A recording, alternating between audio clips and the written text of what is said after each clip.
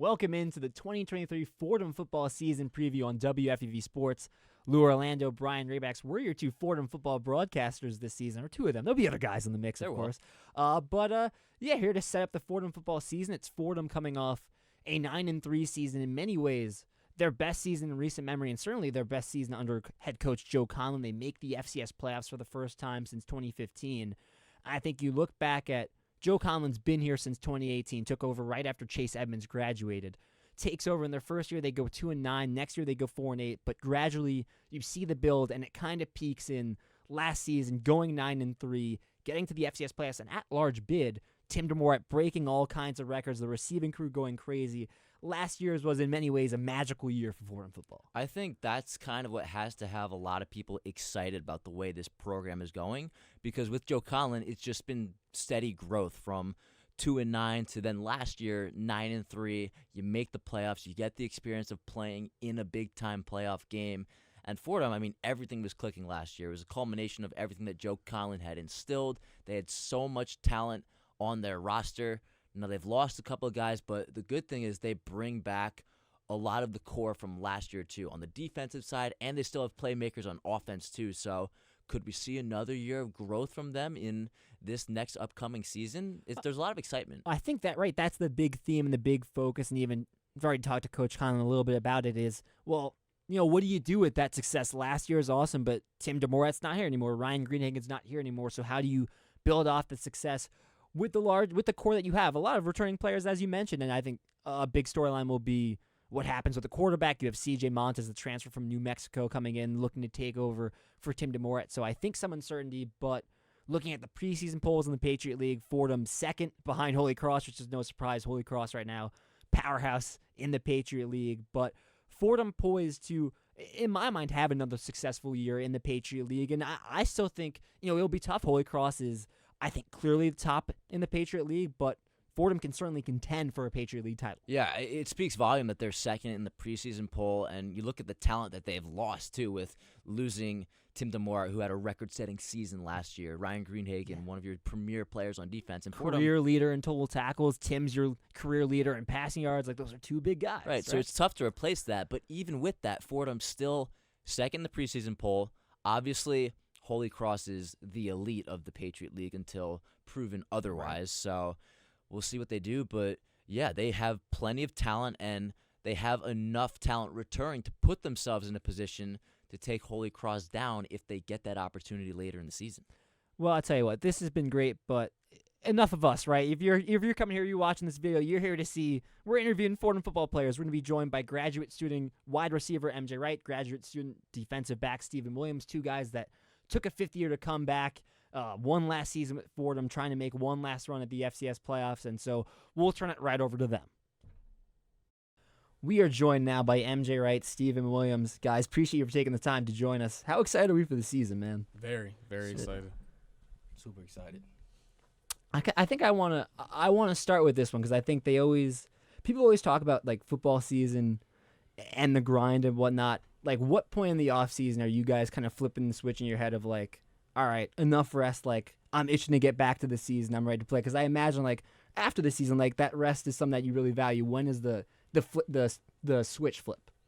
Honestly, we get a couple weeks of rest, and that's very valuable. Like you said, it's a long time going from camp to summer session actually to camp to the full season. So when we get it, it's appreciated. But once we get about mat drill, spring ball, once we get a taste of pass, we want to get back on the field as soon as possible. Yeah, it's definitely full go, especially the summer session being there, mandatory. Summer session 1, you have the option to come.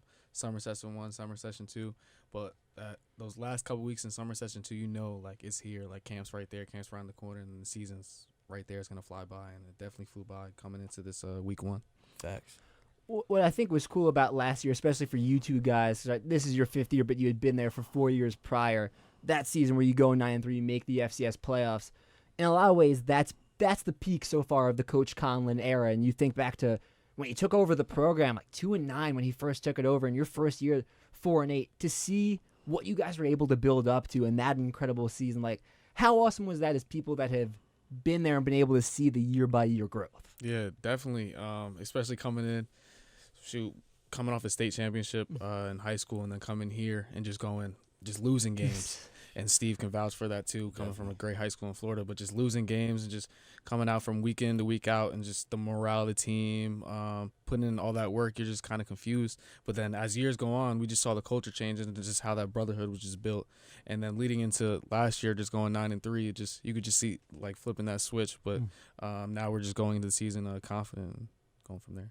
Now, with you guys, you both come in here as individuals and you're both captains on the team this year, so congratulations. So I guess my question is for both of you, what is that honor like to get appointed as a captain on the team, and how does that change your approach at all coming into the season, being one of the leaders for this Fordham football team? It's definitely an honor being recognized by your peers, as a person who could be seen as a leader, someone whose approach to the game is very respectable.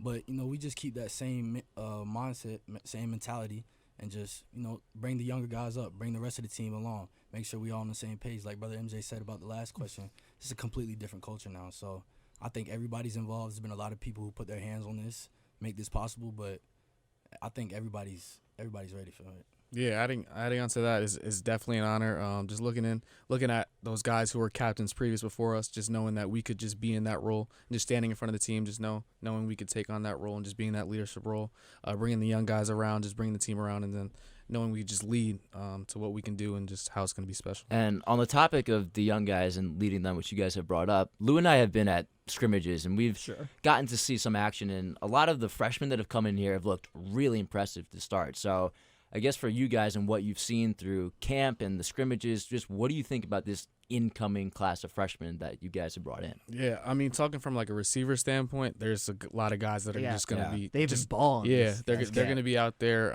playing week one, playing week in, week out. So I'm just bringing them along. It's just great to see that they're just going to have a huge impact on the game as a true freshman, and just looking at to see how they could just fill big roles, and just going to be a good season for them.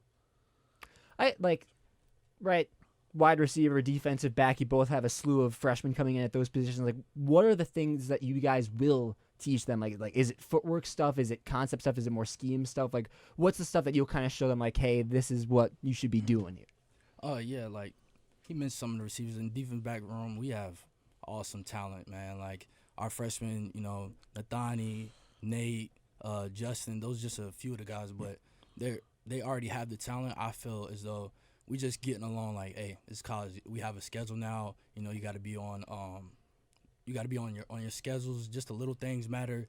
The breaks, the showing up to live, just everything like that on time. Just the operational aspect of it. But as far as talent goes, it's through the roof. But those guys came in. They're ready to work.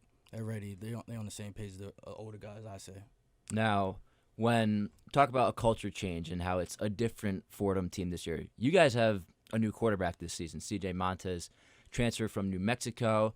I guess this question's more towards MJ, as you've probably worked with him a lot as a receiver and working with him. Just what have you seen with him through camp right now, and how have you guys been able to establish like a good connection from a receiver to a quarterback? Yeah, for sure. He came here in the spring semester, and he moved in with us, and then just seeing us build that bond, starting from there, and then going into spring ball, trying to get that connection down, and then going into the summer. I kind of talked about this in the interview.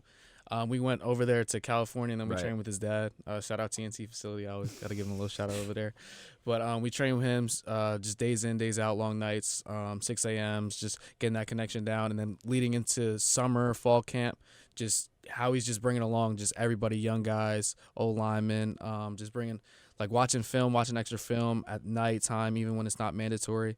So he's doing a lot just to bring everybody around him. And then he actually brought like the O-line out for dinner and stuff like that. So it's just bringing just the whole team around and just building that culture, building that brotherhood. So he's definitely stepping into that role.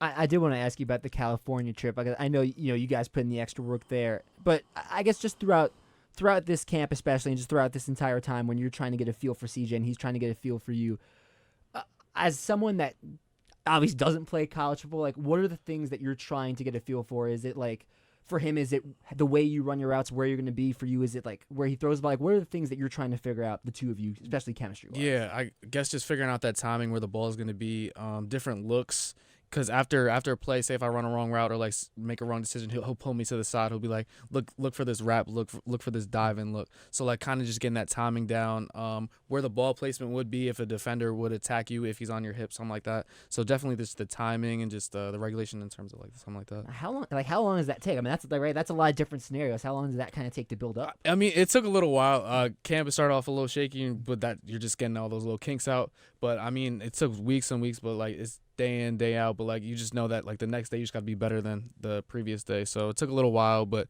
now we're at this point like he came into himself. So I'm excited. And in terms of the California trip, you guys were working out with NFL players too. Did I hear that right? Yeah. So shout out Mike Wilson, Arizona Cardinals, Romeo Dobbs, like couple DBs on the Seahawks, Raiders, Chiefs. John Ross, he just retired, so he's just former with Giant. Former Giant, yeah. We were working out. Fast guy. What's his name? TJ. Who's I don't know how to pronounce his name, but I know who you're talking about. Yeah, so he was the receiver coach over there, so we were just throwing him.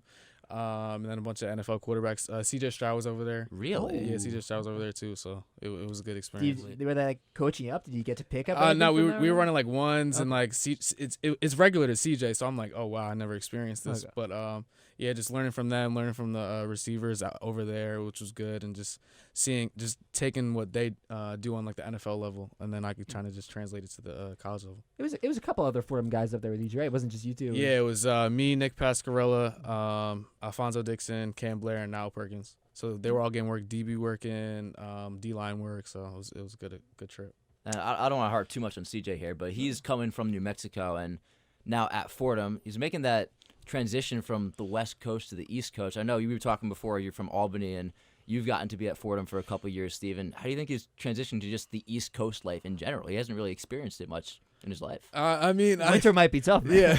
Yeah. I mean, we'll buy a winter jacket. We'll see. He adjusted well in the spring. He's obviously said it was like cold and stuff like that, but we'll see in the fall. But I think he's definitely made that transition pretty fast and than normal. So let's talk about the defense. Alan Gant taking over defensive coordinator, but watching some of the clips that Joe's put out in Fordham Athletics, you, Alfonso, even James have all talked about like different vibe this year with the defensive unit. You guys are trying to make it more fun. Where does that come from? Like, how much of that is coaches, or how much is the coaches just letting you guys be like, hey, this is the way we're going to dictate. This is the tone we want to set there. It's a big thanks to the coaches. You know, Coach Gant has done an incredible job of just believing in us and just instilling in us, hey, this is the same game you've been playing since you was a little kid. Just go out there and have fun. You know, he knows that we're good enough to do the job. It just comes about locking in and actually being able to do that. He lets us still be ourselves within the game. You know, we have a lot of rules and, you know, techniques and stuff that we have to follow, but also allowing us, hey, go out there and have fun. Be yourself, you know? And with the defense this year and the new coaching staff, has there been a difference in preparation? Is there different drills you guys are running in practice? How's the difference from last year to this year been? Like it's a little different, just minute things. Just coach to coach, you do different things a little differently. But all in all, it's still the same mission, still the same goal. You know, we got a lot of you know, we don't like to use the word, but potential, a lot of opportunity. But it's all on us to go out there and do it at the end of the day, and that's what we're ready to do. So, you go. Okay, well, sorry. I mean, Steven, with your role on the defense, you're able to play a couple of positions out there. You've been a linebacker. You've been in the defensive backfield for a while. So how much pride do you take in your versatility as a defensive player, and how much do you think that can help the team this year? I mean, I just take pride in the game of football. You know, I'm willing to play whatever position they want me to play, and they seen that me fit in multiple positions throughout my time being here, and I'm okay with that. I take each task on with the 100%, you know, full effort. But I'm liking where I'm at this year. I like where everybody is at on the defensive side of the football. I think from the D-line to the backers to the DBs, corner safety, I'm liking who I see on the field every time I run out on the field. How difficult is it, like, to bounce back? I think in like different roles, even like your defensive back kind of creeping up and playing some of the linebacker role that you were playing like last year. How difficult is it to kind of bounce back and forth between those? Yeah, nickel was fun. You know, last year was playing nickel. I played that position in high school.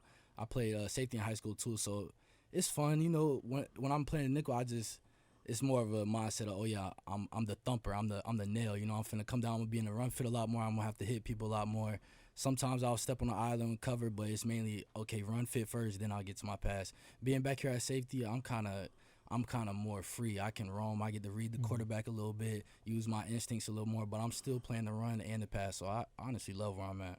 And you like that, the safety more? Yeah, That's fair. with the defense, you guys had Ryan Greenhagen graduate this past year, but you bring back a lot of guys from that defense last year that were impact players on the defense. So how important was it to bring back a lot of the same people from last year, establish the same people in the locker room, and then have a chance to grow and build off of what you've built on the past couple of years?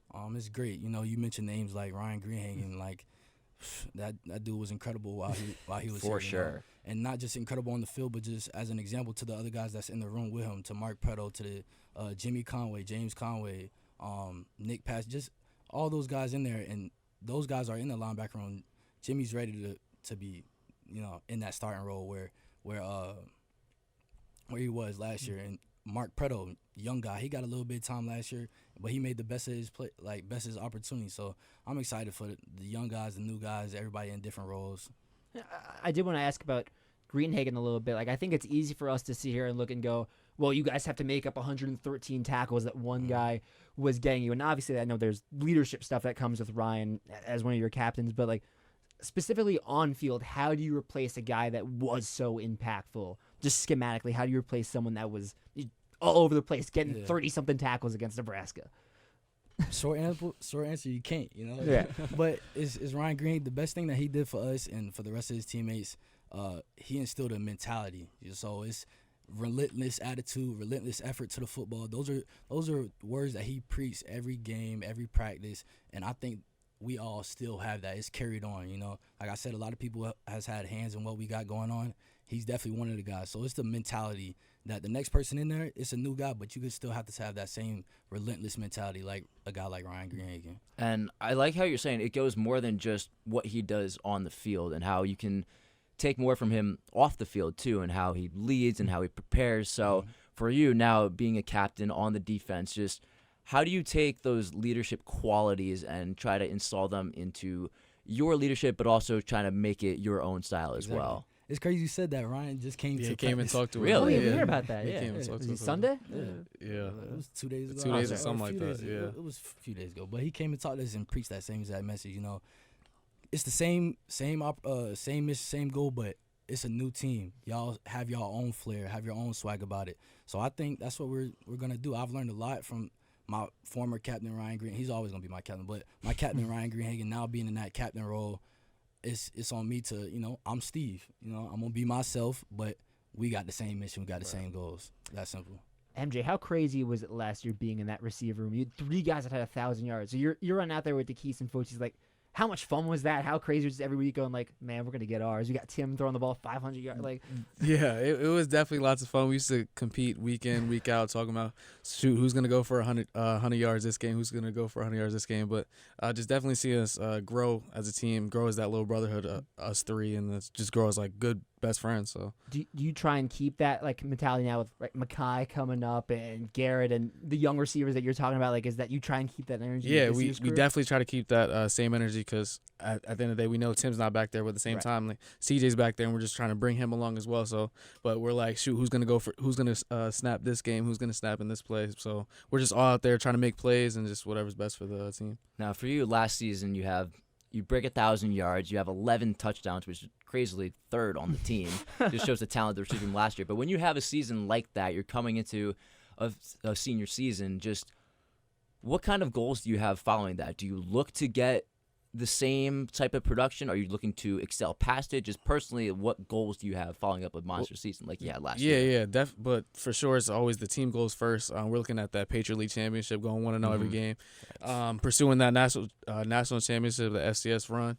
But yeah, I'm definitely trying to pursue a better season than last year, but just trying to take one game at a time, bring the guys along with me. But yeah, definitely trying to do better this season for sure. For both of you, you guys get to the FCS playoffs last season, and just from that, with the way the program has built up and how you it started off 2-9, but now last year 9-3 playoff appearance, and getting to play in an FCS playoff game. Just for the people returning, how big is it to just get that big game experience and having that playing in a big game like that, just getting that experience?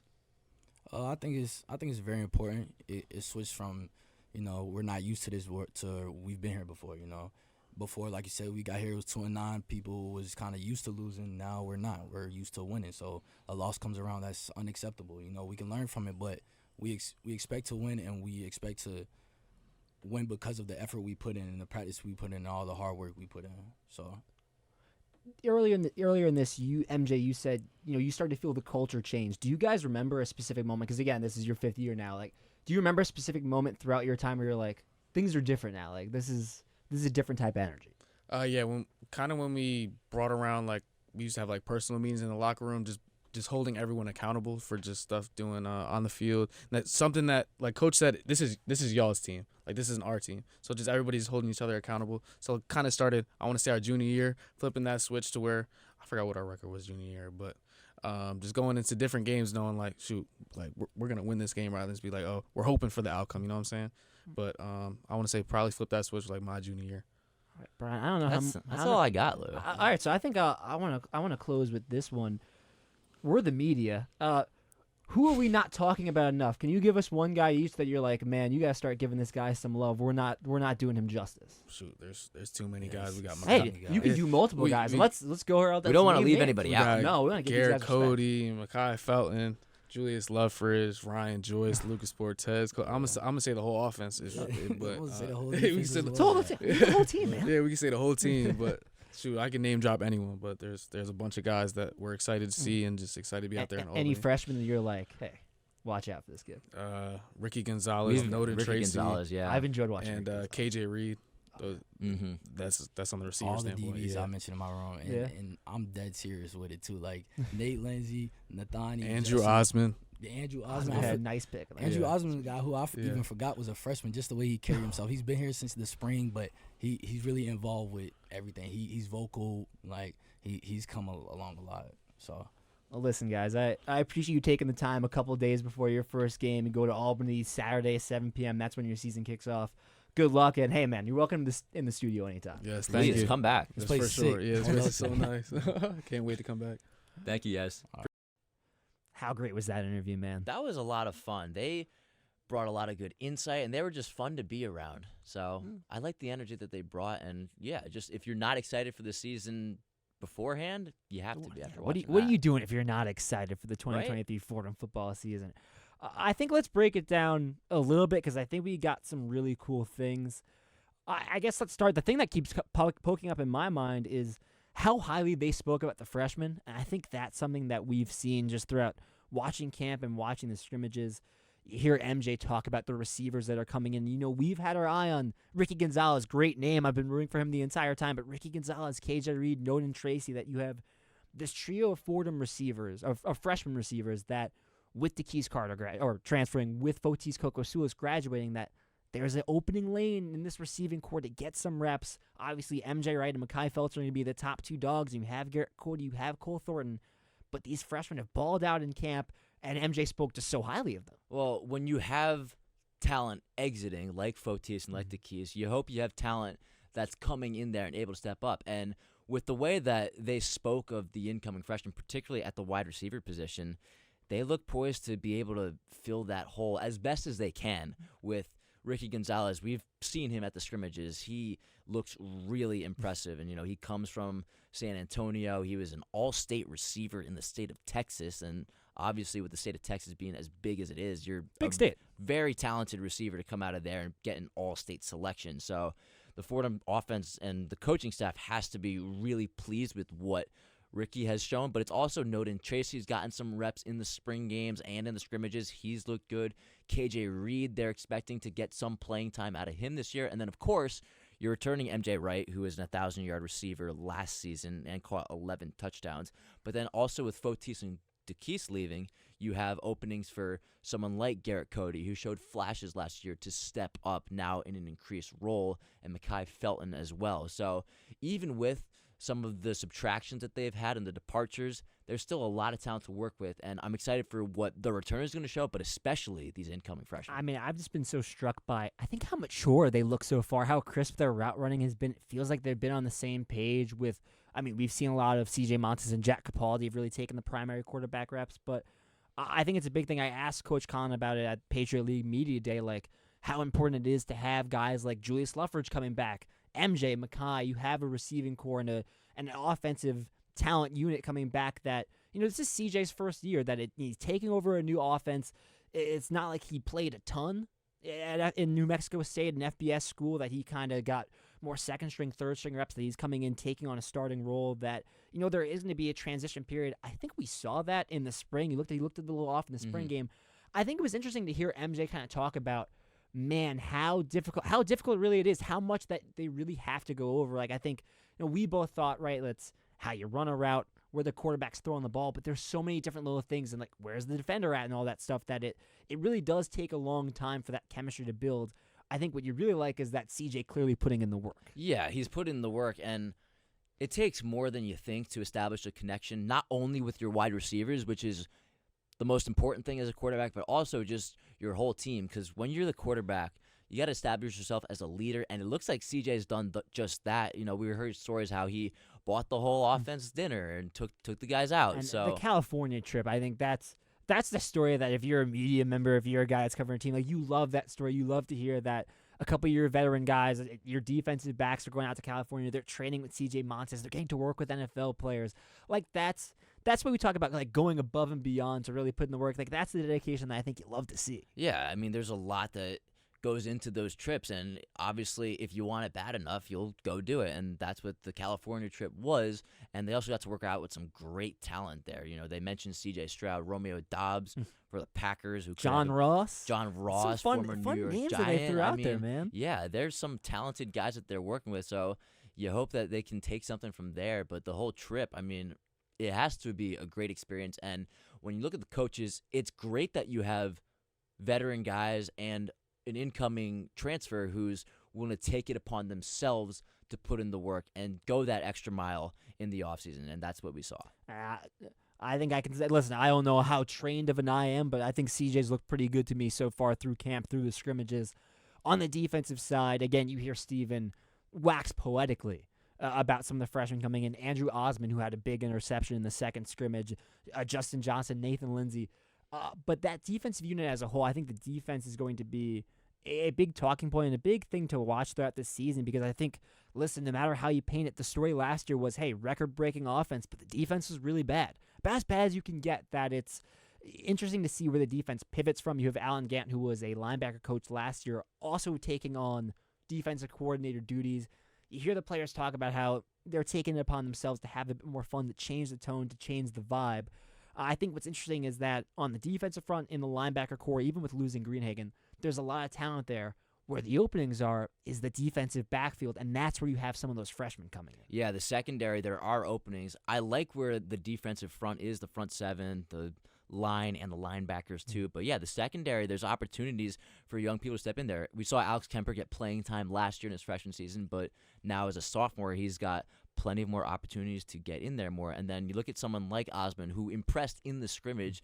There's opportunities, and Stephen Williams, like MJ, spoke very highly of the young guys on that defense, and he said it's a completely different culture that they've been trying to instill on the defense. And they didn't have the season they wanted to last year, but last year is last year. You can focus on this year, and they're looking for improvement and different culture. They're looking for different results. I think normally losing a guy like Ryan Greenhagen, who we said in the intro, or I think earlier in the show, right, like the career leader in total tackles, when you have a guy like James Conway, who, if I'm not mistaken, has led the FCS in tackles each of the last 2 years, a guy that, if he stays healthy, is probably on pace to break Greenhagen's career tackles record. That you have a guy like that in the linebacker room. Listen, losing Greenhagen's is always going to hurt. You heard Stephen Williams say the short answer is you can't replace a guy like Greenhagen. Right. But it is nice when you have a guy like James Conway that's been first-team All-Conference, that's on the preseason All-Conference team, a guy that you know is going to go out there and get his and lead that linebacker unit. Right. There's a lot of talent at that position, and, yeah, Greenhagen's gone, but Conway's been a really good defensive player for them in the last couple of seasons, and you have to be excited for what he's going to bring to the table in another year. And there's just still talent here. It's just about going on the field and getting results, designing the right defensive schemes, and just utilizing your talents to the best of your abilities. That's what Fordham is going to look to do. But they have the talent. They have Conway there, who's known the ropes. He led the Patriot League in tackles last season, so he's just all over the field. You have Steven Williams. He's willing to do it all. He can play linebacker. He can play safety. He can do just about everything you need. So there's enough people returning that helps you think maybe the defense can grow and be a better unit than it was last season. Brian, I want to close this out with I want to pick your brain a little bit, because now I know I have my guy. I want to set this up with I want you to give me one guy that you're looking for that maybe even us together haven't necessarily talked about, but you think is poised for a big year. You have a chance to set yourself big, have a big prediction, look like a master of your craft. Yeah. Who's the guy that you're eyeing that you go, this kid's going to have a special season? You know who I've been looking in the scrimmages? Taj Barnes has been impressive in the scrimmages. He's been breaking off a couple of solid runs. Now they have talent at the running back position with Luffridge coming back, but yeah, it brings up the question, who's going to fill that secondary role? And Taj Barnes has been impressive. So coming out of the backfield, I like what he's been able to do, and he could surprise some people. He's not on a lot of people's radar, but he could have a big season. I'm going to try my hand with a prediction. You know who I really like this season or this camp? D. Rice Williams. Yeah. He's getting safety reps this year. It looks like he's going to be one of the starting safeties alongside Steven Williams. I think he's been a beast through camp. I think he's going to have a monster year. I think we talked about last year all the issues that the secondary had.